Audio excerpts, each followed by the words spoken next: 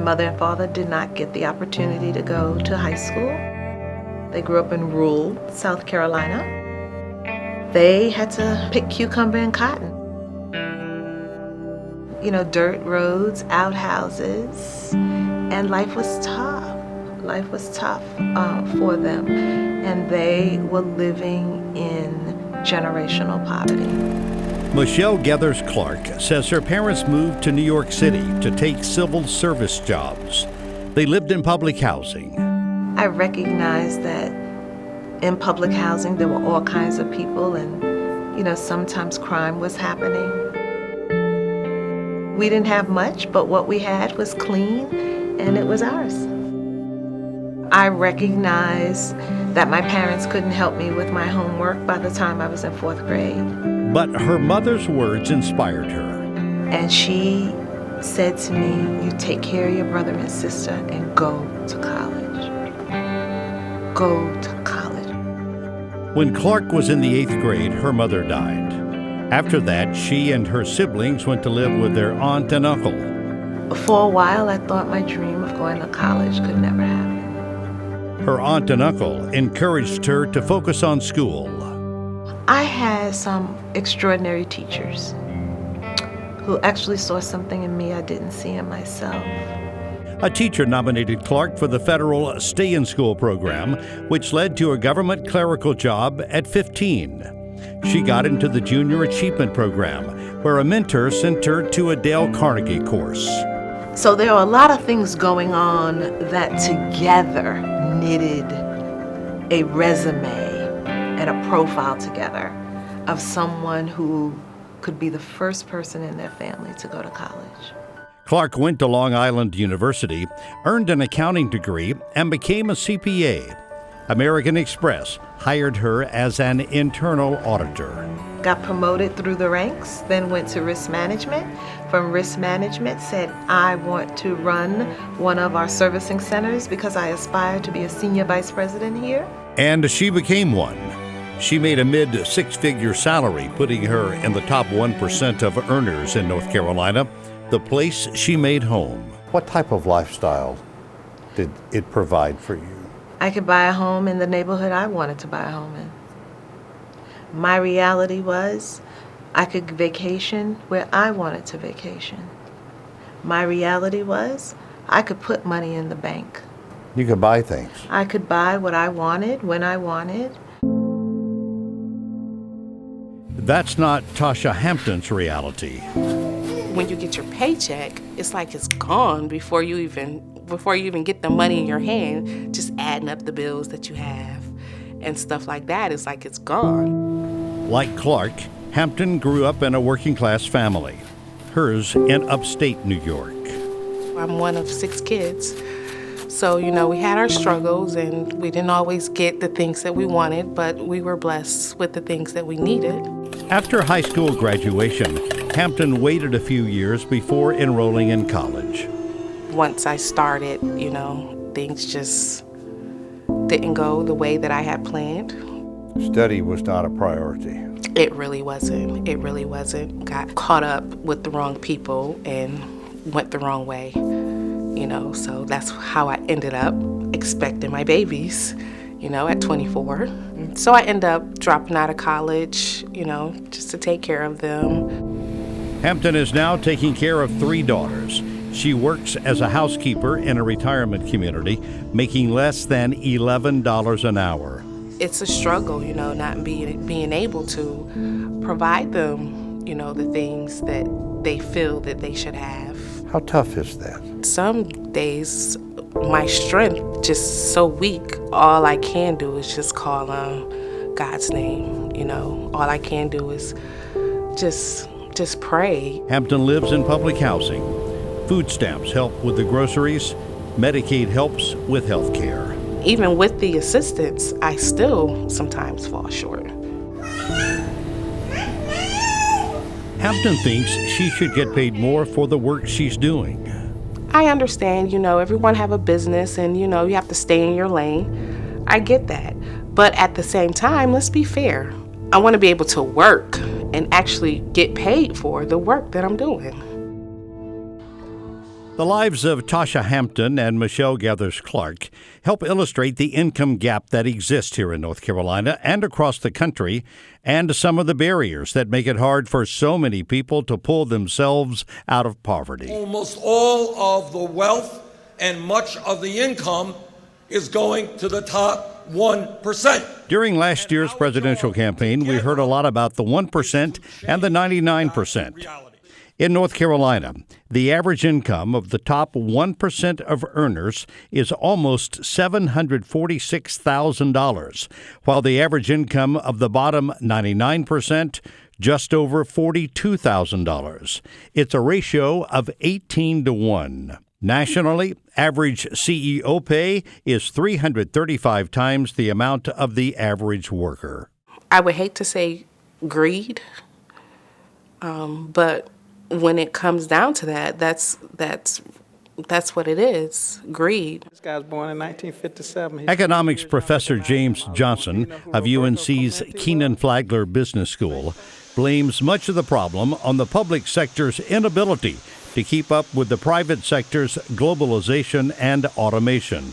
You know, the world economy today is just so dramatically different from 30 years ago. It raises the question, well, what do you need in your toolkit in order to thrive and prosper in an economy where the new normal is certain uncertainty? Traditional working class jobs in things like furniture and textile manufacturing began disappearing in the 1980s.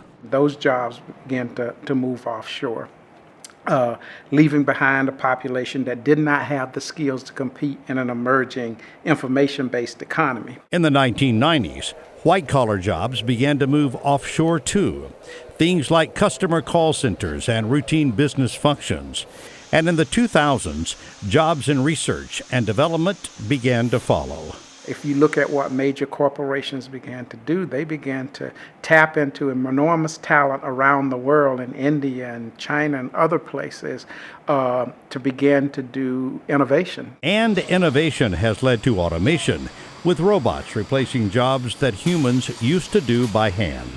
They say the robot is never late for work, they don't talk back, they work 3 shifts, and you don't have to pay them workman's compensation. Johnson says wealth is increasingly concentrated in the hands of innovators and entrepreneurs and their investors, leaving too many others behind. He says it's contributed to concentrated poverty and the epidemic of opioid addiction. We cannot thrive and prosper leaving this much human capital undeveloped in American society. Later, finding solutions. And we've got to say, how do we solve this as a capitalistic society? But next, the wealth inequalities between our communities. We have one grocery store in 700 square miles.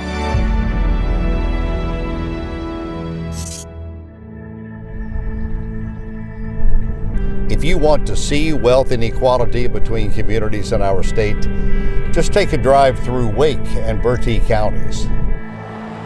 You can clearly see the differences from their government headquarters to their industries, their schools, their churches, and their homes. You can see it in the statistics too. The median annual household income of just over $64,000 in Wake is more than double what it is in Bertie. The poverty rate of more than 24% in Bertie is almost quadruple the rate in Wake. Wake is the second fastest growing county of over 1 million people in the country. What we have here is an urban area that can provide more opportunities for anybody looking for employment or anybody looking for the quality of life that we're able to have. That includes recreation,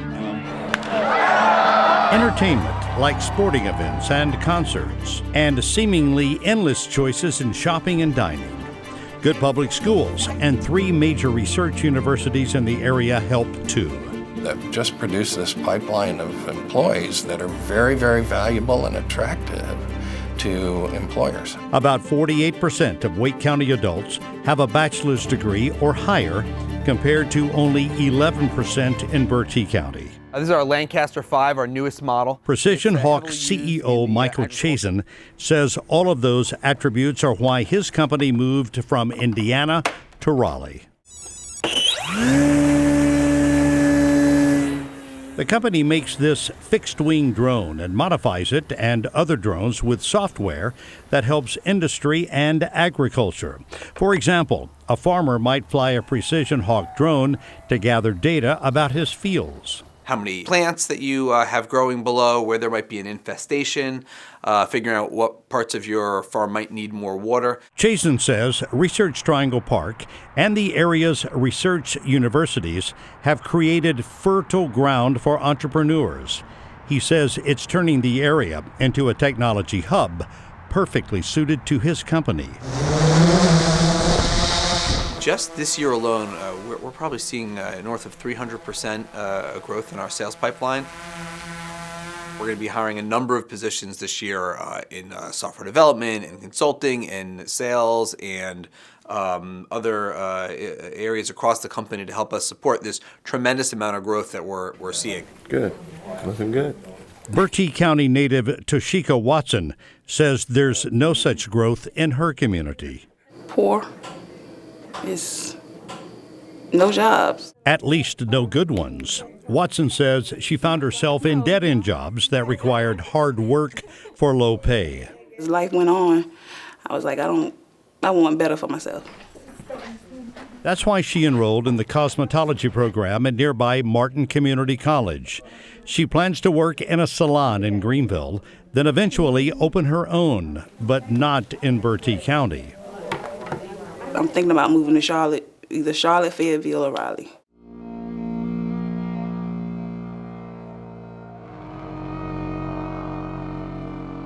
Much of Bertie's industry has been moving elsewhere too over the past couple of decades. Golden Peanut, a shelling facility that employed about 100 people. Gregory Manufacturing, a maker of agricultural equipment that employed thousands at its peak. Wrangler Jeans had nearly 400 workers, and Lee Lumber Company employed 350. The job losses have decimated small Bertie County towns like Olander. They've lost their bank, they've lost their pharmacy, and that's mostly due to the manufacturing that was moved out of the country as a result of the North American Free Trade Agreement. It's all left Bertie County with a property tax base of only about $1.2 billion compared to Wake County's more than $127 billion. And it really forces you to prioritize and in many ways look for better ways of doing business. Bertie does have a Purdue poultry processing plant. It employs 2,000 people and helps support local farmers. But the county manager says it's operating under capacity. So is Bertie Correctional Institution, which houses 1,500 inmates and employs nearly 500 people. Today, we could hire 250 people, 150 up at the Purdue facility and probably 100 at the prison facility if folks had the qualifications, had the work ethic, and could pass the drug test. Okay, he can have more as long as you're in control. Schools are part of the answer. But Sauer says too many children are unprepared for kindergarten. Knowing their alphabet, knowing their being able to count, even knowing their parents' name. We don't control the raw material that comes to our door. As an employer, you can always say, I'm going to reject this because it doesn't meet our standards. Anybody that comes to our door, we're going to work with. Succeeding at that requires quality teachers, but attracting and keeping them is a challenge. While Wake County is able to lure teachers by offering a supplement of over $6,300 a year on top of their state salary, Bertie offers no supplement at all. I think we could recruit more qualified, high-quality teachers if there was some way that we could level the playing field as far as supplements. What's another way you can make 7 cents? Low teacher pay contributes to high teacher turnover. In 1 year, they recruited 17 new teachers. After a year, we had 3 of them still living in the county. So do you agree with the answers? Bertie's lack of amenities makes it tough to keep them. We don't have shopping malls. We don't have a Walmart in this community. We have one grocery store in 700 square miles. Wake has hundreds of grocery stores, shopping centers, and restaurants. That's just a natural draw, and that brings folks in. Creating growth that the Wake school system struggles with. It does get frustrating to try and accommodate between 2,000 and 3,000 new students per year, and that's lower than it was in the last few years. Oh, that's good. But Merrill says he'd rather deal with growing pains than shrinking revenue and student populations. There were nearly 4,000 students in Bertie County schools in 1998. Now there's only 2,200. An economist report to a legislative committee last year illustrates the urban-rural divide in our state. It shows only 5 of the state's 100 counties have average annual pay above the state average. All of them, like Wake, are urban. The urban and rural disparities are a real issue and impact lives and future generations. By virtue of where a child is born, he or she is going to have a world of different opportunities. So what are the answers to easing the wealth disparities between people and communities? Somebody has to make the point that this is a competitiveness issue.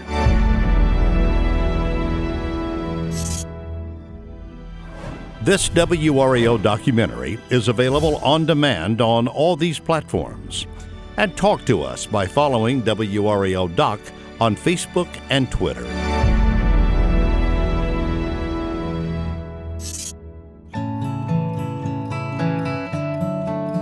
To improve its economy and create jobs, Bertie County is looking at taking advantage of assets it has that Wake County doesn't. It sees the Albemarle Sound and its rivers, wetlands, and woodlands as avenues for building ecotourism and retirement communities. We've got a governing body right now in the county that is very eager to improve the quality of life. Meanwhile, the county's economic backbone is agriculture, but that doesn't provide many full-time jobs, and even agriculture is becoming more dependent on technology. Advanced technology has advanced the skills people need to compete in today's global economy. It's basically a borderless economy in terms of where you access talent.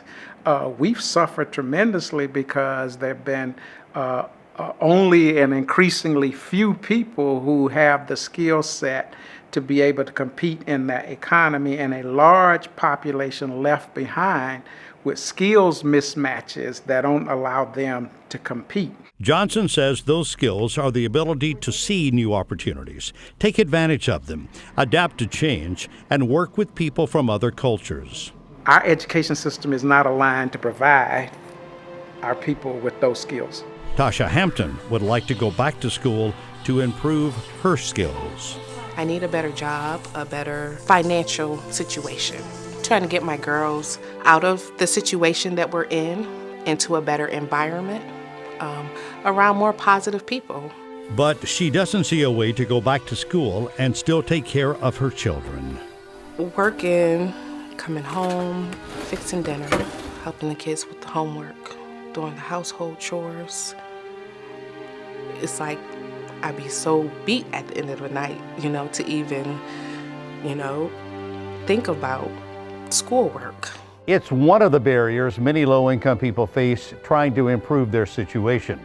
So is a paycheck that covers only the basic necessities. They can never make it. They can never make it to the upper ranks of income because they can never save a dime. They don't have any investable income. Clark says the welfare cliff is another barrier where making just a little extra money can cost a person all of their benefits. We need a structure of economic reform that allows everyone to fully participate in our economic systems. And today that does not happen. And people are left out. The government could help by fixing the welfare cliff, lowering tuition costs at public colleges and universities, and subsidizing child care for single working parents like Hampton. I would love that. But Clark says the government alone can't solve the income inequality problem. We have to ask the corporate structure to participate. A corporate structure Clark decided to leave. She wanted to spend more time with her husband and daughter in Greensboro. I was concerned with superstar status in corporate America. And I was not the best mother, and I was not a great wife. What else do you have to do today, Steve? Clark took a far less lucrative job close to home, as CEO of the United Way of Greensboro. She says it's given her an opportunity to help people in need, and maybe that's a clue to the broader solution of income inequality. I know that the path is not easy. I know that people need help. Just like she once needed help. And many people have shed light in my life, and I'm grateful. Clark understands people can't pick themselves up by their own bootstraps if they can't afford to buy their own boots.